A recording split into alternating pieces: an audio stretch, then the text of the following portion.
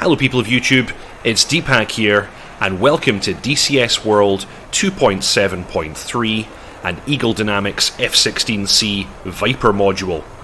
Welcome to tutorial 11, WVR, or within visual range. Today we're going to learn about the ways in which you can employ the AIM-9X while being cued by the helmet-mounted cueing system or the air combat modes of your radar. This builds on the content that I provided in tutorials 3 and 4 with regards to the radar and missile employment. If you haven't seen those already, go ahead and watch those first, because there'll be certain things that I won't go over here that are covered in those previous videos. But yes, today we're going to look at the air combat modes of the radar. These are the dogfight modes. I'm going to look at the dogfight switch on the throttle, which is a very quick way of setting your aircraft up for air-to-air combat. And I'm also going to look at the helmet-mounted cueing system, which is a combination of a display which is projected into the visor of your pilot's helmet and a sensor which detects exactly where the pilot's head is pointed, and this can be used for the cueing of missiles or the radar, in fact. So, without further ado, let's jump into the cockpit. First thing I'm going to show you is how to actually set up the helmet-mounted cueing system. So if we go ahead and look down at the left-hand side of the cockpit here, we're interested in this little knob here labelled Symbology Intensity, and it's in the HMC control panel there. Might be HMCS, I can't see the S. So it defaults to off. We need to rotate this all the way to the right, and then our helmet-mounted cueing system is powered on. Once the system is on, it's kind of by default active whenever you're not looking into the cockpit. It has this automatic feature called blanking, and while blanking, which is what it's doing right now, it displays nothing. As soon as we look outside of the confines of the cockpit, boom, up it comes. We're currently in navigation mode, and this is the default symbology that your helmet-mounted cueing system will display while in navigation mode. So on the left hand side, at the top, we have confirmation. Actually, let me get the cursor. We have confirmation of your current G. We have confirmation of your current airspeed in knots. The status of the master arm, it's currently armed. The current master mode, it's currently navigation. And then we also have the bullseye, the current bullseye position of your aircraft. We're currently bullseye 287 for 98 miles. On the right hand side we have our current altitude, barometric in feet, and then here we have the range to the current steer point, which will correspond with, in this case, steer point 1, 63.3 miles. And then the other really nice feature is that we have a compass at the bottom, and that compass is not current aircraft heading, but in fact our current head position. So, you know, I'm looking, I could actually call out to other people in my formation, oh, I'm looking at 070 and I see blah, blah, blah. So that's pretty useful. And this, like I said, this is the default symbology in nav mode. Now, sometimes while you're flying around, you don't want this to be obscuring your view. So you can actually press and hold display management switch down for more than half a second and release. And that blanks the helmet-mounted cueing system until you then press it again to unblank it. So I pressed it again, I brought it back, and there is, like I said, automatic blanking. As soon as you're inside the confines of the HUD, it disappears, and also when you're looking down into the cockpit, it automatically disappears, and then will reappear as you look out. But for now, we're going to blank the helmet-mounted cueing system, and we're going to return to it a little bit later, once we've gone over dogfight mode and ACM modes. So, next thing to take a look at is the radar. How do you employ your radar within visual range combat? So, we're currently in nav mode, as I said. By default, the left multifunction display will display the fire control radar. As before, I can display management switch left to page through my different pages, and I can also click on the pages to make sure that I'm in FCR. Also, DMS aft will switch the sensor of interest. So, we default to CRM, which are the combined radar modes. These are used for beyond visual range combat. If we're close in, we want to make use of the automatic air combat modes. So I can click CRM, and I can choose ACM. And by default, the radar is now off. If I look into the HUD, I can see no rad at the top of the HUD. That's intentional. The radar basically is ready to operate in air combat modes, but it's waiting for input from us on what mode we want to employ it in. Now, in ACM, we have 3 submodes.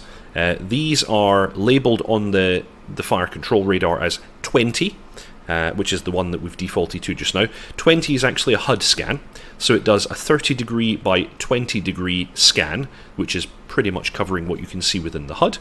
Anything that comes within 10 nautical miles will be automatically locked, and the system will automatically lock the closest target within that scan.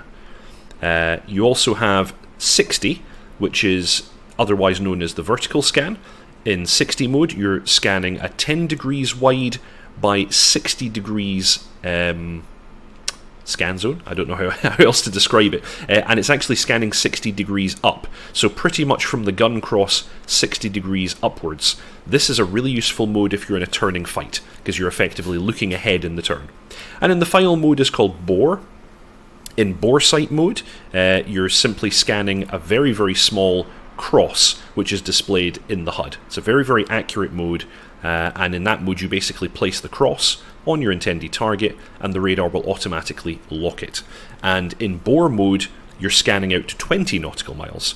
In vertical and HUD scan modes, you're only scanning out to 10 nautical miles. So, how do we actually get the radar to come alive? Well, we've got 2 different ways of doing it. One of them would be to simply select another submode, and we can do that by pressing the submode button. We're currently in 20. If I press it into 60, we're in vertical scan, and immediately the radar is live. We no longer have the no rad caption.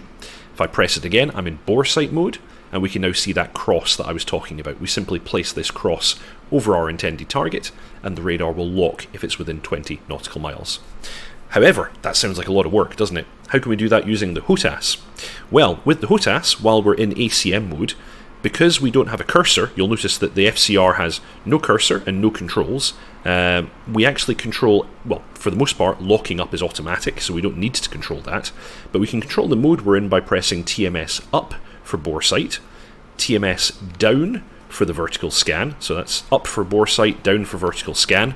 Note that if you already have a target locked, pressing TMS down will actually first reject or unlock that target. TMS right will put us into the HUD scan, and that's all the modes. So it's up, right, down for the different modes. And that's how the ACM system is used. Now, I'm going to pop us back into CRM, and I'm going to demonstrate how the dogfight mode switch works. Because, of course, when you're in BVR, you can take your time. You can click air-to-air mode, you can choose your weapon, you can set up your radar to do the kind of scan you want to do. But if you're within visual range, you've merged or you've been jumped by an enemy, you need the ability to very, very quickly set the aircraft up for combat. That's where the dogfight switch comes in. It's a 3-position switch located on the throttle, and if you push it into the dogfight position, like so, the first thing that happens is it immediately puts you into ACM mode, and by default that's the HUD scan, 20 as before, with the radar off. It selects guns, so we have the gun funnel and the cross, and it selects your AIM-9 sidewinders, hence the diamond here, and the tone that we can hear. And it also brings up the stores management page here with all the options for the AIM-9. Also note that it's automatically started cooling the sidewinders. I don't need to choose that. So basically the aircraft is now immediately ready for combat.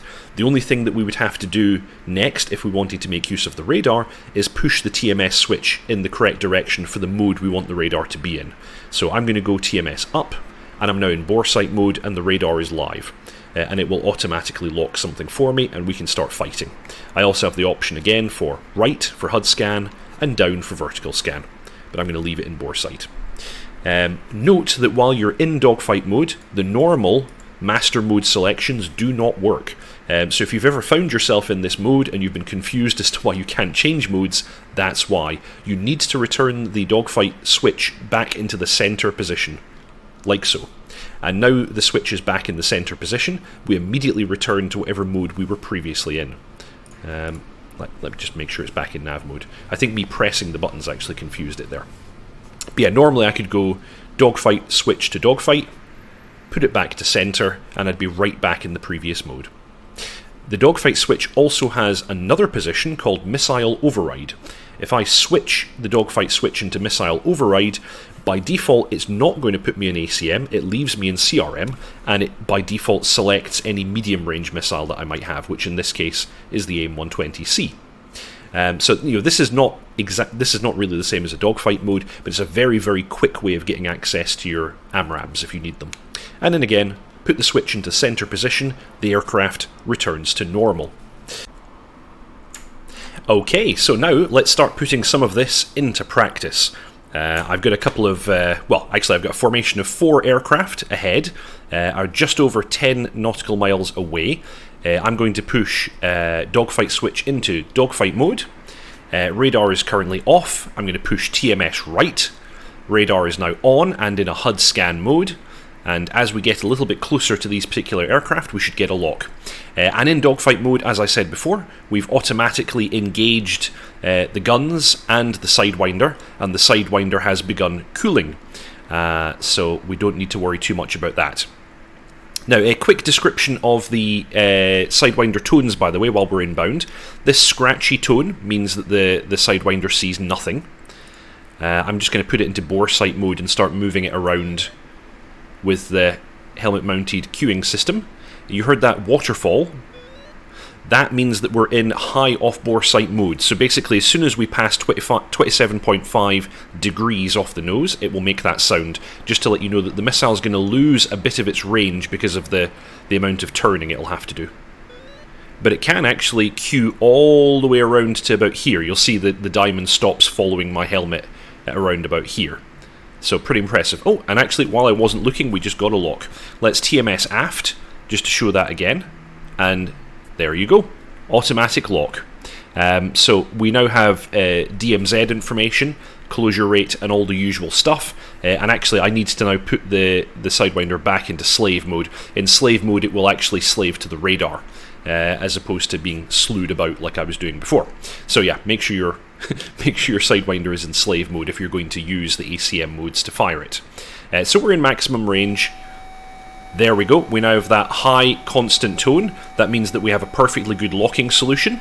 Now if I was to maneuver, I got the waterfall. And if I maneuver back, and I've got that staccato tone. Staccato tone means that it sees the target, but it doesn't have a great lock. It's not good enough quality. And now I've got the high tone again. So that means I've got a good lock and I could indeed fire the missile. So I'm actually going to turn, I'm going to unlock. I'm going to put the radar into bore sight mode and try and get it to stop locking things up. And in bore sight mode, if I actually turn my head with the helmet mounted sight, you'll see that I get an ellipse with a cross. So I can actually, the bore sight is no longer looking forwards, it's actually looking where my helmet is. Now of course, the radar doesn't have a very good field of view, but if I put the ellipse on something, check that out, I just got an automatic lock. And I can now maneuver to put the target in the HUD. And I could press uncage, and my Sidewinder now has a lock and I can fire. So that's an example of the ACM modes, but also using the radar. I'm going to take it out of dogfight mode while I talk. That's an example of using the ACM modes to lock up a target, and also to use the helmet-mounted cueing system to lock up a target specifically. Now, what we're going to do is we're going to make use of the helmet-mounted cueing system without radar at all. So if I go ahead and go into dogfight mode again, see, I've got no radar. I'm going to go ahead and put the missile into bore sight mode, and as I mentioned before, in bore sight mode, the seeker is actually going to follow my helmet-mounted cueing system. Going to put it over a target. Oop. Hit uncage.